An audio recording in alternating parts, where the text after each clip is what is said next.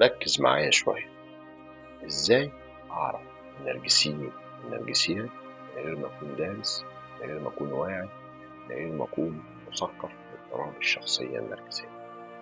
بمنتهى البساطة، النرجسيين والنرجسيات عندهم منطقتين فقط: المنطقة البيضاء اللي فيها الناس اللي بيحبوهم وبيقدسوهم. عند المنطقة البيضاء دي اللي فيها الناس الملايكة اللي هم بيتمليكوا عليهم. اوكي، الناس اللي بيقدسوهم، الخلاص الأخير، القديس، الشخص اللي ملوش زي.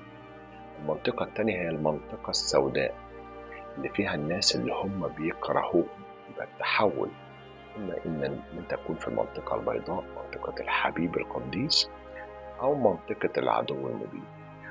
إمتى يتحول من هنا لهنا؟ يتحول من هنا لهنا لما ترفض له طلب أو تنتقده.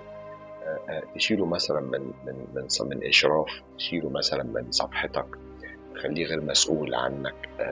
يعني تشيل منه ميزة من المميزات، أو تشيل منه فاسيلتي من الفاسيلتيز اللي أنت مديها له. يتحول مباشرة من حبيب لعدو مبين. يبقى تنتقده، ترفضه، تكشفه، تقلعه القناع بتاعه، تشيل منه ميزة من المميزات. يتحول مباشرة من منطقة الحبيب، المنطقة البيضاء، إلى منطقة المنطقة السوداء، منطقة العدو المبين. تقابله بقى في فرح، تقابله في مناسبة، تلاقيه بقى. هم دول النرجسيين.